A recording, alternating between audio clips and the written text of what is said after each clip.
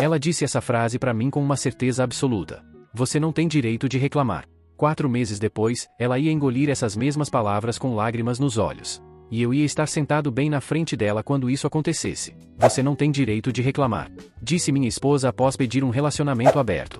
Era uma quinta-feira à noite quando ela sentou na mesa da cozinha com aquela postura que eu já reconhecia como conversa preparada com antecedência. Eu quero pedir uma coisa, ela disse. E eu preciso que você ouça tudo antes de reagir. Tô ouvindo, eu disse. Eu quero abrir o relacionamento, ela disse. Liberdade para explorar, sem possessividade, sem drama. Eu fiquei em silêncio, processando. E se eu disser que não quero isso? Eu perguntei. Eu acho que a gente já passou desse ponto há um tempo, ela disse, com uma calma que sugeria que ela já havia decidido o resultado dessa conversa antes mesmo de começá-la. Tudo bem, eu disse, depois de um longo momento. Ela pareceu levemente surpresa com a facilidade da resposta, mas rapidamente se recompôs. Eu tenho algumas regras em mente, ela disse, puxando o celular onde claramente havia anotações preparadas. Transparência básica. Proteção sempre. Liberdade para ambos explorar sem julgamento. Você concorda com essas regras? Ela perguntou. Concordo, eu disse. E foi exatamente naquele momento que ela cometeu o erro que definiria todos os meses seguintes.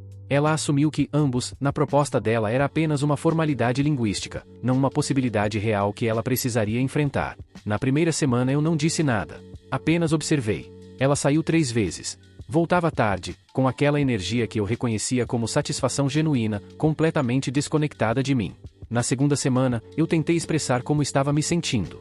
Eu acho que estou tendo dificuldade de processar isso emocionalmente, eu disse, numa noite em que ela havia chegado depois da meia-noite. Ela me olhou com uma expressão que misturava impaciência e algo mais frio.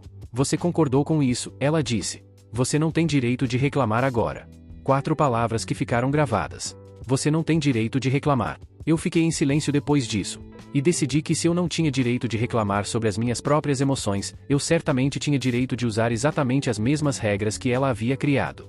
A Mariana apareceu na minha vida 3 semanas depois daquela conversa na cozinha, através de um amigo em comum numa confraternização. Conversamos por horas naquela primeira noite. Trocamos contatos. Ao longo da semana seguinte, desenvolvemos uma conexão que parecia genuinamente promissora. Numa sexta-feira, eu decidi que era hora de usar plenamente as regras que ela mesma havia estabelecido e defendido com tanta convicção. Me arrumei com cuidado. Camisa específica. Perfume que eu raramente usava. Minha esposa estava se preparando para sua própria saída quando abriu a porta do quarto e me encontrou completamente pronto no corredor. Você está muito bem vestido, ela disse, parando completamente. Eu tenho um encontro, eu disse, ajustando a manga da camisa com calma deliberada. O silêncio que se seguiu foi imediato. Eu observei, em tempo real, o exato momento em que algo mudou na expressão dela. Da surpresa inicial para um desconforto mais profundo que ela claramente não esperava sentir. Com quem? Ela perguntou, a voz já carregando uma tensão que contradizia completamente a liberdade sem drama que ela havia prometido semanas antes. Mariana, eu disse. Alguém que conhecia há algumas semanas. Você nunca mencionou isso antes, ela disse, a voz subindo ligeiramente. As regras diziam transparência, eu disse. Não diziam que eu precisava reportar cada etapa antes de estar pronto para agir. Exatamente como você fez comigo.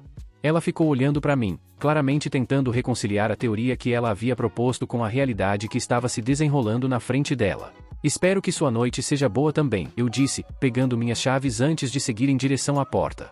Antes de continuar, eu queria saber, de onde você está assistindo esse vídeo? Deixa nos comentários a cidade ou o país. Eu sempre fico curioso em ver de quantos lugares diferentes essas histórias alcançam pessoas. Voltando à história. O encontro com a Mariana foi exatamente o que eu esperava, genuíno, descontraído, uma continuação natural de uma conversa que já fluía bem. Quando voltei para casa, por volta da meia-noite, encontrei minha esposa sentada na sala, claramente sem ter saído como havia planejado. Você cancelou seu encontro? Eu perguntei, tirando o casaco. Eu não conseguia me concentrar, ela disse, a voz carregando algo que eu reconheci como genuína perturbação. Fiquei pensando em você com ela a noite toda. Isso é interessante, eu disse, sentando na poltrona em frente a ela, considerando que você foi quem propôs essa estrutura inteira. E considerando o que você me disse há 2 semanas. Ela ficou em silêncio. Você lembra o que você disse? Eu perguntei. Eu lembro, ela disse, a voz baixa. Diz. Eu disse que você não tinha direito de reclamar, ela disse, quase um sussurro. E agora, eu perguntei. Agora que a situação se inverteu, você ainda acredita nisso? Ela ficou em silêncio por um longo momento, os olhos enchendo de lágrimas que ela claramente tentava controlar. Eu acho que eu disse aquilo de um lugar muito egoísta, ela disse finalmente. Eu nunca esperei estar do lado que sente o que eu estou sentindo agora. Como você está se sentindo? Eu perguntei, mantendo minha voz calma mas firme. Como se meu peito estivesse sendo apertado, ela disse, a voz tremendo. Como se eu não conseguisse respirar direito pensando em você sorrindo para outra pessoa do jeito que sorria para mim. Isso é exatamente como eu me sentia quando tentei te dizer há 2 semanas, eu disse. E você me disse que eu não tinha direito de reclamar. Eu sei, ela disse, as lágrimas finalmente caindo. Eu sei que fui hipócrita. Eu sei que eu disse aquilo pensando que eu sempre seria a única explorando algo novo, e que você ficaria simplesmente esperando. Você queria liberdade unilateral disfarçada de reciprocidade, eu disse. Sim, ela admitiu, completamente. E eu não tinha ideia de como isso ia doer até experimentar do outro lado. Eu preciso te perguntar uma coisa, eu disse. Você está chorando porque genuinamente entendeu o erro fundamental na proposta original? Ou você está chorando porque descobriu que eu realmente ia usar minha parte e isso não combinava com o que você havia imaginado para si mesma? Ela ficou processando a pergunta com uma honestidade que parecia genuinamente dolorosa de articular. Eu acho que as duas coisas estão entrelaçadas, ela disse. Mas eu não posso negar que parte de mim está reagindo porque eu nunca esperei reciprocidade real. Você quer fechar o acordo? Eu disse, não como pergunta. Eu quero, ela disse. Mas eu sei que eu não tenho o direito de pedir isso depois de ter dito o que disse para você.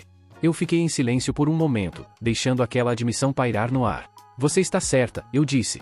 Você não teria esse direito se a situação fosse exatamente igual à que você criou para mim. Mas eu não sou você. Eu não vou usar as mesmas palavras cruéis que você usou. O que isso significa? Ela perguntou, com uma esperança cautelosa na voz. Significa que eu vou considerar fechar o acordo, eu disse. Mas não imediatamente, e não sem entender completamente o que isso revelou sobre nós dois. Terapia se tornou necessária nas semanas seguintes, depois que ficou claro que essa conversa sozinha não conseguia resolver completamente o que havia sido revelado.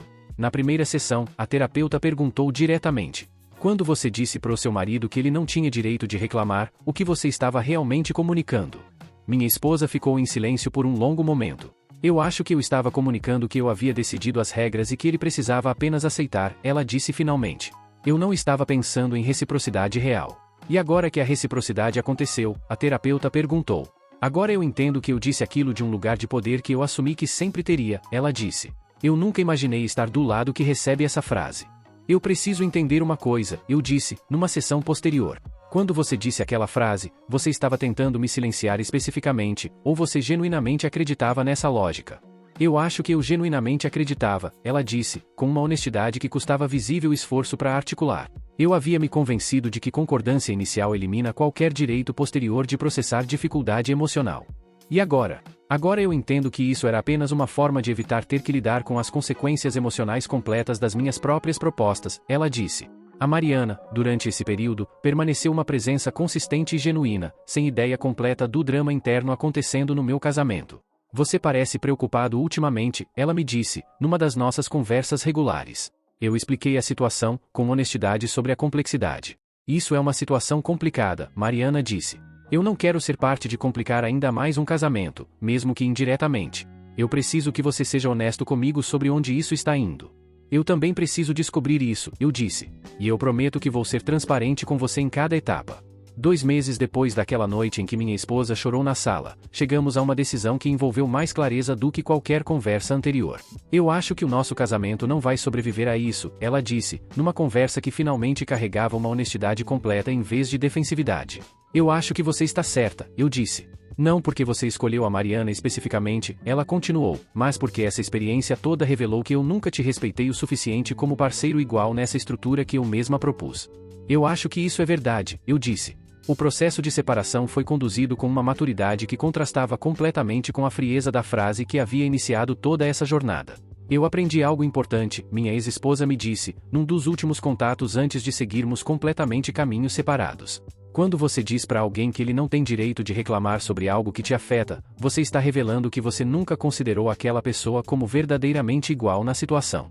Eu também aprendi algo, eu disse. Que silêncio forçado sobre dor real nunca é sustentável, independente de quão lógico parecia no momento em que foi imposto. A Mariana e eu continuamos construindo o que havia começado dentro de circunstâncias complicadas, transformando gradualmente numa relação que existia completamente fora da sombra do que aconteceu antes. Você acha que vamos sempre carregar essa história de origem complicada? Ela me perguntou, quase um ano depois daquele primeiro encontro. Eu acho que como as coisas começam não precisa definir permanentemente como elas continuam, eu disse. O que importa agora é que escolhemos conscientemente continuar, sem nenhuma sombra do que veio antes. Você não tem direito de reclamar, disse minha mulher após pedir um relacionamento aberto.